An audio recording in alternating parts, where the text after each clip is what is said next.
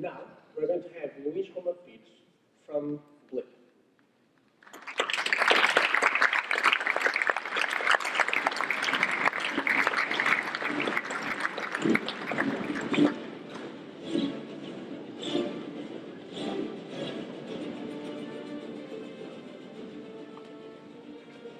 Hi everyone, my name is Luís, which will show shortly. I work for Blip, like Eduardo said, and I'm an iOS developer. I used to work with Mauro, I don't know if he left already. I used to work in Mauro, I was actually responsible for one of the bugs he described.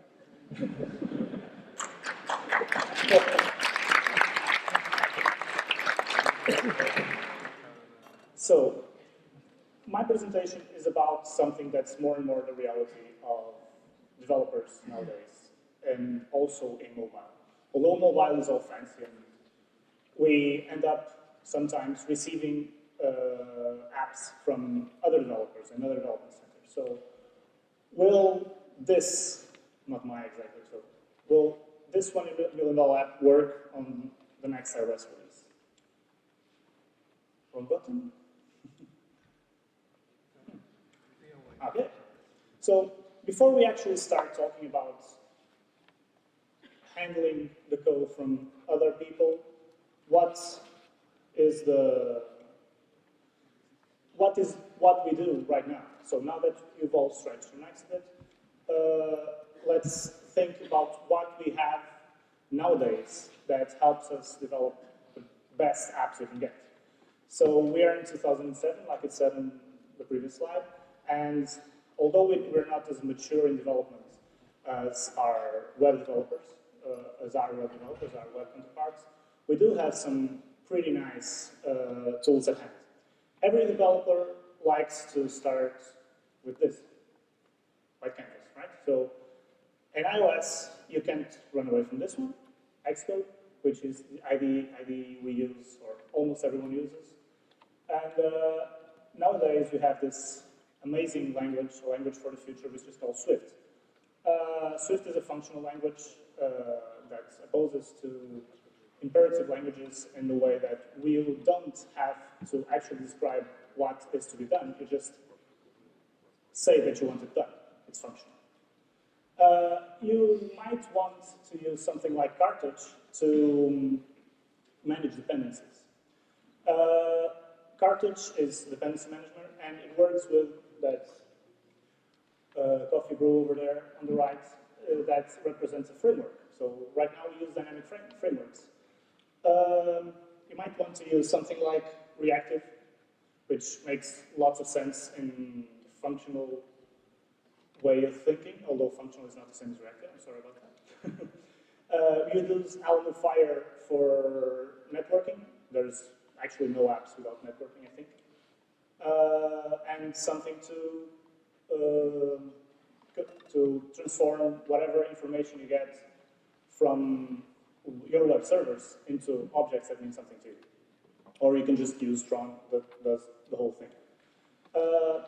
Crashlytics is for tracking your bugs and your crashes and understanding the actual success of your apps in terms of the users being able to use it in a, in a meaningful way. So nobody likes to get their phone and open whatever app you're trying to use and it crashes, right? What happened to what I was doing? What happened to the information I was sharing? Is it safe? Is it not? So the least bugs you have, the more choice you have from your customers. Realm is these are just popular stuff that are used. Not everyone uses it. Realm is a mobile-centric database. It's a database developed with end devices in their mind. And then you can have some eye candy. Folding cell is just something for your table views that makes, well, eye candy, right? And there's like a million more other things that you want to use. I focus mostly on what you actually do on features, but you need to have unit tests, automation tests, and you have more and more and more tools every day. So as a community, development for iOS is pretty neat. So back to where it started. So what was it that brought me here today? So it was a Tuesday, and I was working on something I've been working for about 9 months, and my manager called me to a room. I had no idea. This normally scares me a bit when you're called for something and you don't know if something is wrong or something is right. You don't exactly know what's going to happen. I was a little bit nervous. So my manager called me into a room, and there I find his manager too. I was like, I must have messed up pretty big. So what did they want to talk about? A developer center was shutting down. It could have been London, Dublin, or Berlin. We're pretty much the India of Europe now, except we're in the same time zone, and we are perhaps nicer and easier to understand than the Indians. And the development will be done in the Porto office now. Are you up for it? So, nowadays, you must be up for it, right? If you're not up for it, you'll lose opportunities. It won't grow. You'll have to throw yourself into challenges. You have to think that if you don't do it, someone else will do it. And it won't be good for you. Even if you mess up, it will be good for you because at least you'll learn. So what I inherited in this app was developed by a team of about 20 developers and 4 QAs. They worked on 2 iterations of this app. One was initially developed for the iPad, and then they wanted to do the same thing for the iPhone, but they ended up doing something completely different. So I ended up inheriting one iPhone app and one iPad app. They were mangled together, and well, that was basically it. So hence the 2 iterations for about 2.5 years. That was about a year ago, a year and a half. So some of the members of the team, that some of those 20 devs and 4 QAs would stay in the company for about another 3 months to help us in the process. And the new team I would be working with would be 5 devs and 1 QA. You can see the ratio there, right? So it's not the coolest thing ever, but you have to live with it, right? I want to focus now on this. So 2.5 years. What was it like? So if I was here, not 2.5 years, but 3.5 years ago, doing this presentation, what would the previous slides about Xcode and Swift and all that, what would it look like? And the app I inherited was pretty much a good example of what it would be. This is the app. So I work for Blip, and we work on betting, sports betting system. We won this game, so it was pretty cool. There is a bug somewhere out here. This was on my Google Photos. On my Google Photos, it was simply a screenshot I had. It's kind of the oldest screenshot I had, so that's why I used it. So, 3.5 years ago, you'd still have Xcode. It would be more or less the same. I think it was a little more unstable. It would crash all the time. There was this app you could have on your computer that would take a picture of you every time Xcode crashed, so you can have a memory of your face. You wouldn't have Swift, you'd have Objective-C. Objective-C is a superset of C. You could use also Objective-C++, but that was not very much a thing. Object-oriented language, not functional like Swift. For dependency management, this still exists. It's still pretty much the go-to thing. I just use a different thing here because it was actually what's used in the app I'm working on. It's called CocoaPods. It's a dependency management. It has more magic than Carthage. I actually like it better, but 3.5 years ago, we were using, I think, iOS 7 was the latest release, so we weren't exactly using dynamic libraries, we were using static libraries. So you compile everything and it puts it on libraries, so it will all ship with you. The app I work on uses 2 front-end architecture. I know this doesn't relate directly to Reactive Swift. It's model view, view model, and Viper. These were pretty much these are still very popular nowadays. They were done in Objective-C, not in Swift like we do nowadays. IF networking in JSON model in the place of Tron or AlumniEI and Swifty JSON that I talked about before. Crashlytics, it's stable. It's still used nowadays. And for animations, we have something like POP. And once again, I could stay here all day talking about what technology we used back then. So almost everything is different except Crashlytics, which actually doesn't make a big difference on actual development. I guess the thing that evolved the most, other than developing in Swift instead of Objective-C, is the tools you have available for unit testing and automation testing. Those are the ones that are flying very, very high nowadays, and they make our lives so much easier. So, inherited the app. The guys come here from London or Dublin or Berlin, and we want to work with them on understanding what the app does. It's easy to think about the critical areas. Actually, this slide is not rocket science. So focus on critical areas. The betting app is much like a shopping app. You will have people putting money in, and buying stuff.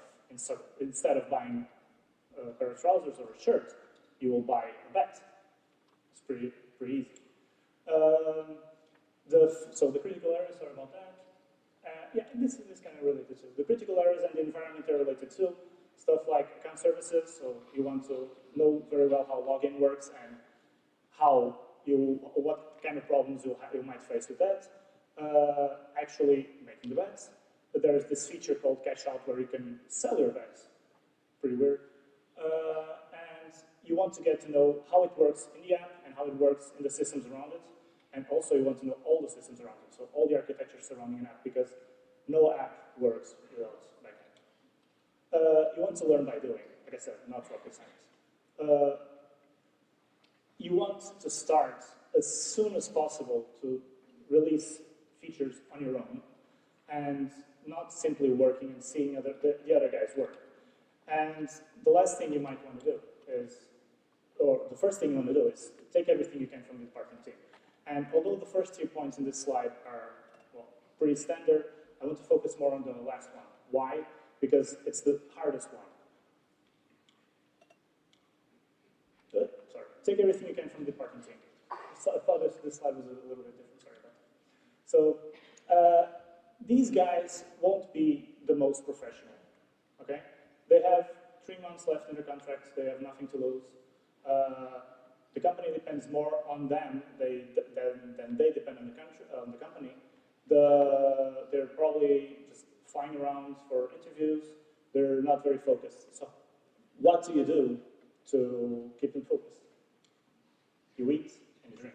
So try to develop a rapport with whoever you're working with, right? That goes well with the guy working next to you for the next 2 years, but also for the guy you'll depend for the next 3 months, and you want to get the most of them. And then you'll go again, because they will want it to, okay? Don't go too hard on social engineering, or else the days won't be very productive, and you won't learn anything from them. So respect them, okay? It's as important as it is to be social with them and trying to get information from them because they like you. So it's just not being likable. Respect that they are losing their jobs and that they did their best to do the code that you're inheriting, okay? So if you don't like it, chain diffs are not a problem here. Massive view controller for iOS developers is not a problem here. Everything is great.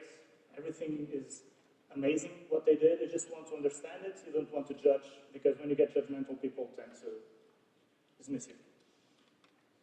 So if you don't like Viper, which I don't, I think it's over-engineering, it's okay. You will learn, and you will love it as well. And endure. So it's going to be hard, especially as the days pass by. It's going to be hard to have all the time with them, and they won't care. The last month, they really don't care. As much as you eat and drink with them, they won't care. So the $1 million app. I had about 400,000 lines of code, roughly 3,500 classes, and some private pods. Pods, remember, Cocoa pods is a pod is a dependency, a piece of code that you can isolate, plus 10 community pods, stuff from Facebook, from Google, so that allows you to work with their services that you might need for tagging or analytics. In red is Cocoa pod 039, so a year ago when I inherited this was pretty much deprecated. Unit test coverage, I'm taking bets. Anyone want to bet? No, not 0, not 3 either. How much? 9. Higher? So unit test coverage was 17%. This was across the board. The logging, the betting didn't have more than 17%. Dependency injection was not their thing. So developing unit tests for something that doesn't have dependency injection is not that easy. And we'll probably want to work on that. Automated UI tests. They did have a pretty cool system for visiting Jira to get the tests and read the tests from Jira. So the tests were actually written in Jira items. And in theory, they would be working pretty neat, except it was broken. And we would have support for, so about a year ago, iOS 9, iOS 8, and iOS 7. So iOS 7 is in red as well. That's why the static libraries aren't in red. We were forced to use static libraries because iOS 7 only supports static libraries. This is the kind of thing you want to fight for. So this is the bicycle you have to ride. It's not the bicycle you used. And after 3 months, after just 3 months, you won't have any training wheels. You won't have someone to resort to help you. So user learning curve. Everyone will understand in the first few, I don't know, 3 to 6 months, everyone will understand that you don't know everything, you need a lot of investigation, and you want to do the best of this time. So automation is important for us, of course. Automation testing is important for every software developer, and you want to use your learning curve to improve the software development environment you're in. This is a great learning opportunity, and it will protect yourself and the stakeholders in a way that you will introduce fewer bugs, and at the same time, you will start learning more and more about the features you didn't focus more on the less critical areas. Also, unit tests. So we were able to increase the unit tests from 17 to about 25, 26%. It's not a lot, but thinking that we had to actually develop things is not that bad as well. I would do, if I was gonna do it all over again, and eventually I would invest more in this. It's the best chance I'll ever have to work on unit tests. Oops. So choose your battles. Just pretend that's not there. Drop support for older iOS versions. Older iOS versions have lots of stuff that either works differently on new iOS versions or doesn't support, the old iOS versions don't support the actual new stuff you really want to use. For instance, this one. This is pretty standard for the iOS developers here. I'm sorry it's not Objective-C, but it's what I've been working on. And this just works on showing a detail of something, and you do it the same way for iPhone and iPad. It just shows a different way on the iPhone and the iPad. This was just released on iOS 8, so this is something I couldn't use. So upgrade and replace dependencies. So Google Tag Manager, Facebook SDK, Aspects, IF networking. You'll want them upgraded, of course, because of security, because of performance, everything.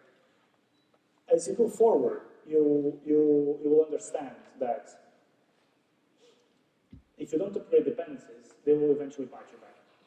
you'll have to update them on demand and not on you wanting it. So use your problems in your favor. Mario was talking before about bugs and stuff not working right. When stuff doesn't work, stakeholders, we say in Portuguese, when a house is stolen, you'll put the locks on the door, right? So when something goes wrong, especially in the very beginning, stakeholders will understand and they will give you time to work on that. So use that in your favor. Will this app work on the next iOS version? Yes, it will. So bugs are not only for fix, but to improve. Yeah, I should have seen the animation better. So the last part of this slide was what I was talking about before. Improve the software development system you have when there are bugs. They will give you time for that. And about the next iOS version. iOS developers know that when there's a new iOS version about to come out, you'll have about 4 or 6 months to test it on your devices. But nowadays, users actually have access to it as well. So raise awareness that the new iOS version is about to get out. Upgrade your development IDE as soon as possible, and submit a release with candidate SDKs as these remove bugs and surprises as much as you can. And make the app your own. So 6 to 9 months in, you'll start to feel at home, and you'll want to refactor stuff. You'll know things and you won't like them because they're not your things. Developers don't like other developers' code. So you want to start small, and you want to do something that's not very visible. Working on performance is probably the best for this. Everybody loves performance, and not just us. We will for sure get some time to work on performance, and this is the kind of work that you can do to actually improve the way you can work with the app. So just to keep in mind after this, focus on critical areas when you begin. Respect the people that precede you and the code they've created, or else you won't have any information at all. And remember, the best documentation is the code, and the second best documentation is the developer's brain. Improve the software delivery process as much as you can in the early days, because you'll have time, and every crisis is an opportunity. Start small, think big, but if it works, let it be. Just if something is good, you don't have to touch it, it's cool. And that's it. Thank you for your time.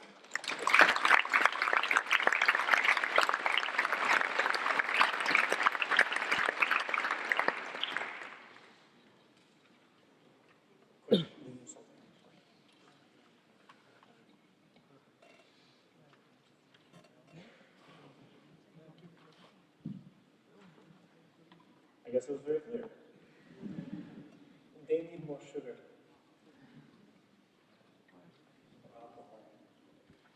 They need to eat and drink. Yes, I understood clearly. Our tactic is over there. So we are going to feed you more than once today. So that you like us. No questions?